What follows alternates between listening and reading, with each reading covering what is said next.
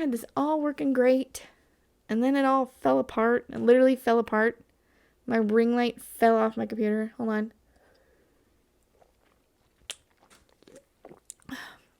I know those are really bad for you, but I didn't get any sleep last night.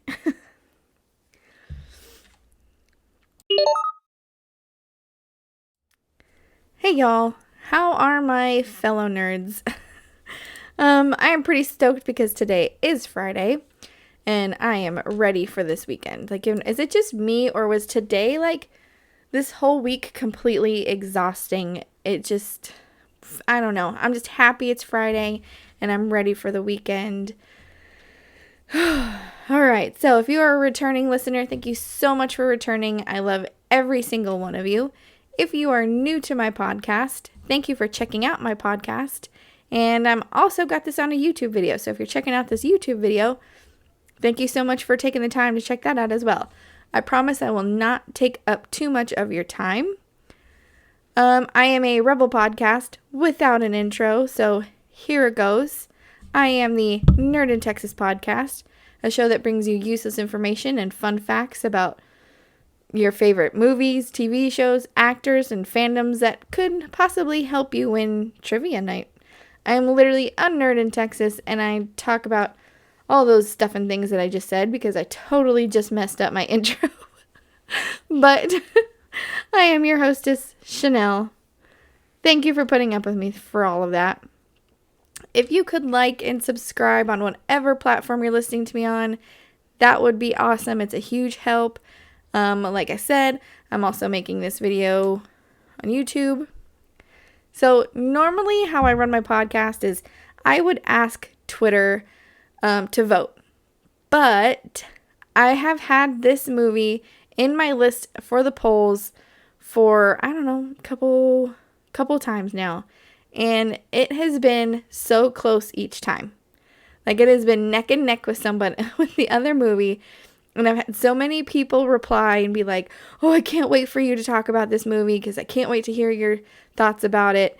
And then a different movie would win. So this time I promised that I would do this topic, and that is Gunpowder Milkshake. So I didn't even let anybody vote.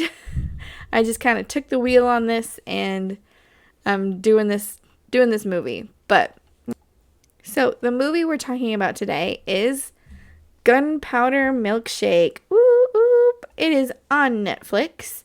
They made an announcement that they'll be showing it in theaters as well. I'm not exactly 100% sure if it's already in theaters or not. I just know it was all over Twitter, and they had all these promos about it being in theaters as well. But for right now, you can get it on Netflix. I think this is the first time a film went from being on Netflix to the big screen, to a movie. So that is kind of a big deal in this aspect. IMDb describes this movie, Gunpowder Milkshake, as in her turbulent life as a professional assassin, Scarlett was cruelly forced to abandon her daughter Sam and go on the run. Years later, despite the estrangement, Sam has also grown up into a cold-blooded hitwoman after a high-stake mission spins out of control, putting an innocent 8-year-old girl in the middle of the gang where she has unleashed. Sam has no notice but to go rogue. This ultimately leads her back to her mother and her former hitwoman sidekicks, who all join forces in an avenging war against those who took everything from them. It received 6 out of 10 stars on IMDb. It got 61% on the tomato meter and 49% as an audience score. I personally don't like Rotten Tomatoes, but I put it on here anyways. And I'm going to read a review on Rotten Tomatoes in a minute that made me laugh so hard. You'll find out later, but it has an amazing cast of women. It's got Karen Gillan as Sam, and you know her as Nebula in Guardians of the Galaxy, Ruby Roundhouse in Jumanji, and of course, Avengers Endgame. It also shows that she will be in the Thor Love and Thunder movie. So I definitely look forward to that. There is Lena Headey, who plays Sam's mother, Scarlett. Lena is known for 300, Game of Thrones, and recently she has been the voice of Evelyn in the Masters of the Universe. Okay. We also have Carla Giulino. I think that's how you say it, right? Giulino. She's in a lot of horror type movies, but she's also the voice of the ship in Zack Snyder's Justice League. I thought that was kind of cool and interesting. I love The Haunting of Hill House on Netflix. She's in that movie as well. Gerald's Game. Gerald's Game was kind of weird, but I don't know. It's kind of weird, but I liked it at the same time. I don't know. But she's in a lot of stuff on Netflix. Michelle Yeoh. She is in so many things coming out. It's insane. Like, how does this woman do it all? On IMDb, it shows her in Avatar 2, 3, 4, and 5. What? Is Avatar gonna be like Fast and the Furious, where we're at like Fast 9? Anyways, it shows her that she has 6 movies as post-production and 6 movies in filming. And one that is completed and set to release in 2022, and that is Minions: The Rise of Gru. So that's going to be awesome. She's also recently in Shang-Chi and The Legend of the Ten Rings. We have my favorite, Angela Bassett. She is in Black Panther, and she will be in Black Panther Wakanda Forever, set to release next year. She's in 911, the TV series, and a whole bunch of other amazing movies. Last but not least, I just hit my desk. Last but not least, Paul Giamatti. He is a comedian, comedy type actor turned into more serious roles. He was in San Andreas, and he'll be in San Andreas 2 and Straight Outta Compton, and he was in Amazing Spider-Man 2. Now for the movie, and now for how I feel about the movie. So there is a review on Rotten Tomatoes, like I said earlier. It says it's from Slant Magazine, and these reviews from top critics or top reviewers, they crack me up because it's like a bunch of whole random words that they've put into a sentence and they call it art. Like, it's just like, you'll just see what I mean. Okay, so listen to this one. The fundamental ineptness of Gunpowder Milkshake appears to be a consequence of the exponentially swelling glut of streaming options. And that's it. That's the... What does that even mean, and what does that have to do with the movie? It just has to do with streaming options. Like an exponentially swelling glut of streaming options. I just imagine Dr. Evil reading that, like... a swelling glut of extreme... Like, I don't know who I imagine saying that, but it's just so dumb. I am now going to try and give you a review of the movie without giving away any spoilers, because I encourage you to watch it and judge it for yourself. And if there's anything that I hate more is when someone gives away spoilers. I have a love and hate relationship with this movie. I feel like it had a lot of potential, but it missed the mark in a certain area and kind of had a lot of, okay, maybe not a lot of holes, but like one big hole that like right off the bat it happened, and it kind of bothered me throughout the whole movie, because stuff like that happens to me. When there's one thing that like throws me off, like the whole movie throws me off. So imagine this movie like John Wick had a sister and a mom, and they decided to join the family fun and be like John Wick, okay? It starts off with the mother, Scarlett Headey, Lena Headey, and they go to a diner. And like John Wick's hotel, this diner has rules. You can't have a weapon, and you can't kill anyone in the diner. It shows Sam as a teenager, and the mom, Scarlett, or like, I think she's a teenager, or she's younger Sam, And the mom, Scarlett, is an assassin. So with this movie, you break one of the rules with the organization and they kill you, hunt you down, whatever. So she pretty much has to go into hiding. So she goes into hiding, and just like John Wick, they alert all the other assassins, and she now has a bounty out for her. So Scarlett, the mom, breaks the rules. She meets up with Sam, as the younger Sam, at the diner, and they share a milkshake. And there's also a guy named Nathan, who's played by Paul Giamatti. He's not necessarily her boss, but he's the one who tells her who to assassinate and who gives her jobs, okay? So Scarlett explains to Sam, I have to leave. For your protection, I have to leave. I can't take you. And of course, Sam, being her daughter, is like, no, Mom, I want to go.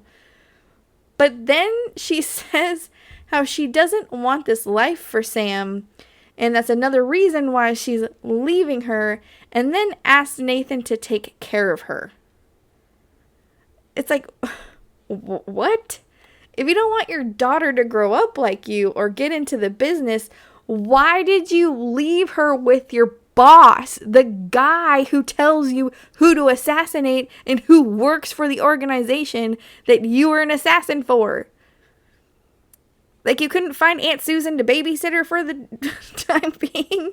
Or to, just adopt her? I don't know. What? How? Why? You're just asking her to become like you. You left her with your boss that you are running away from. So that kind of ruined. I mean, it didn't ruin it for me, but that's what I thought about the whole time. So there's also this thing called the library, where you go to get your weapons for your job. Well, Sam avoided the library because the women who run the library were her mother's good friends and sidekicks and stuff like that when her mother was an assassin. So she had her own weapons, but for some reason Nathan told her, here, you're going to need to go to the library for this job. So she does. And the library has 3 women who they are the one that kind of stole the show for me, and I wish the movie would have been about them. And it's Florence, who is Michelle Yeoh, Anna May, who is Angela Bassett, and Madeline, who's Carla Giulino. I don't know if I'm saying that right. And they are the librarians. Why didn't she leave Sam with them? Yes, they're still in the business, but they could teach her not to be in the business. They could have kept it a secret, They were in a library. It's a library that was, hid weapons and stuff for assassins to go get weapons. I mean, I don't know. Why you left him with your boss when you were trying to keep her out of that? I don't know. Another thing is, I don't know if it's because Karen Gillan is from Ireland and she has to speak with an English accent. So she has an Irish accent. If you look her up on YouTube and all of her interview videos, she has a really strong Irish accent. And I don't know if it's because she's kind of forced to speak with an English accent that she kind of has this weird acting style. As Nebula in Everybody, she's amazing. If you ask me, in this movie, she should have kept her Irish accent. Hello? Lena Headey has a British accent. It would have been way more awesomer if she was an assassin with an Irish accent. And yes, I know awesomer is not a word, but it is today. But I don't know. The acting. My light just fell. This YouTube video is probably going to be all messed up because my light keeps falling, and it's like a suction cup light that's stuck to the back of my computer, and it's not suctioning. It looks like an octopus thing with all these little suction cups, and the octopus leg is not working. Stupid octopus light. Anyway, so where was I heading? Yeah, I feel like it would have been awesome if she just kept her Irish accent. And, oh my god! Okay, so let's see if this works, because I kind of fixed it a little bit and made the octopus more squishy. Well, the octopus leg suction cups more squishy. But anyways, I'm so off track with that now. But I'm going to just jump right into these other things that I want to say. So, I liked it because of the fight scenes and the action sequences, and because I love action movies and I love fight sequences, and that's the reason why I love Black Widow so much, is because she just like jumps and flips and knocks me, like that's why I love it anyways. I know I'm a weird woman, okay? I love action movies, not so much girly movies. And I just feel like this movie has been done before, like over and over again. And if it went with a different angle, maybe, like I said, maybe if it went towards just the library and the women in the library and had something different about it, then it wouldn't feel like something that you've already watched before. You know, like you've already watched John Wick. It's pretty much women, John Wick. John Wick is women. Finkel is Einhorn. Einhorn is Finkel. You know, like, if it just was, y'all get what I'm saying. Y'all get me. Y'all understand. Y'all get me. You know what I'm trying to put down. You know what yeah. So that's what I gotta say about that. I encourage you guys to watch it and see how you feel about it. Like I said, that's just my personal opinion. And yeah, I didn't do any spoilers. Just watch it and see how you feel about it. If you agree with me, comment below. If you don't agree with me, comment below. I want to hear from you. Tell me how you feel about Gunpowder Milkshake, how you felt about the movie. Yeah, like I said, I loved it but hated it at the same time. It was actually there's moments where it was hard for me to watch it. And then I finally just started watching it again. Took me a few times to watch it, actually. But anyways, so what's new with me? I've set it up on Twitch to watch and stream movies. So y'all can watch a movie with me or a show. It's just got to be on Amazon Prime. I tried to see if I could watch The Goonies on Twitch, but it's not on the list. And that sucks because I really wanted to watch The Goonies with y'all. But I'm sure I could find something else for us to watch. I'll be getting the details out about that soon. I'm hoping I could do it tonight. It would be cool. I gave a podcast inspiration, I guess you could say, and they'll be talking about it in their I guess they've already recorded it. I don't know, because they said, "Hey, we're talking about it. It'll be released on Monday." So when that's released, I'll be sharing it all over social media. And how did I give them inspiration, you ask? I took a screenshot of a message I got on my podcast Instagram page. And they sent me a message, and they're talking about the message because I took a screenshot of it and I posted it on Twitter, and it kind of blew up on Twitter. It's going to be hilarious. It's going to be awesome. It's going to be hilarious. It's the 8750 podcast, 8750 podcast. When it's released, like I said, I'll post it all over social media. I'm pulling the message up on my phone so I can tell you guys what the message was. Please be patient with me. I thought I had it, but then pictures of my kittens showed up. All right, where is it at? Here it is. Okay. Hello, pretty. I love your profile picture. Oh, and by the way, I'm reading this word for word. This is not so any misspelling or well, obviously you're not going to see the mistypement, but misword usage, you'll be able to, it's not me, okay? Hello, pretty. I love your profile picture. I'm interested in having you as my sugar baby and get you paid $3,500 instantly payment. I will be happy if you can text me back, baby.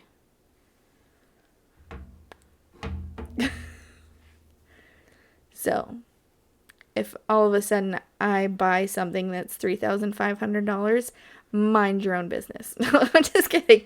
I know it's spam. I know it's stupid, but it's hilarious at the same time. So, he blocked me after I said something like, can your mom join? But just 'cause, I don't know. I've actually thought of something like 10 times better to say after I said that. And I was like, darn, that's what I should have said instead. But he blocked me. So, darn. I don't get to be someone's sugar baby. My life is just so boring. Anyways, so I actually don't want to, I mean, this is just news in my life in general, and I'm not pushing this on podcasts, but I'm just putting it out there. I decided to be a beauty consultant for The Body Shop. So if anyone wants products, let me know. I used the banana shampoo and conditioner license last night. Oh my gosh. Like, game changer. Shampoo and conditioner, game changer. Okay? I know my demographic, like, a lot of like, from what my stats are, is a lot of men actually watch me, or listen to me, and they have a men's beard line. I like a dude with a beard. Not gonna lie. I like beards. Anyways. They have a beard line where they got all kinds of stuff for you to groom your beard and all that craziness. I'm just going to have a link on my links page if you guys ever need a gift for your mom, your sister, your girlfriend, your wife, whatever, your Aunt Fanny, whoever you might need something for. It's just going to be there just in case. So, thank you for joining me on this episode of the Nerd in Texas podcast. Make sure you go to my links page and follow and subscribe on all my social medias and things so you don't miss a show. If you found value in my show, please leave a review on any of the platforms you listen to me on. It doesn't alert me on the reviews I get on Apple, but I randomly checked one day and I got a really awesome review on Apple. So thank you so much to whoever left that review. It really made me feel like I was doing my job right, and not really my job, but doing this hobby right, I guess you could say. So again, thank you to whoever left that review. If you would like to support my podcast, you can buy me a taco. Each taco is $1, and it goes up to $5, I think. Like 5 tacos, $5. I don't know. Or you can choose how many ever tacos, but I have the link for that in my links page as well.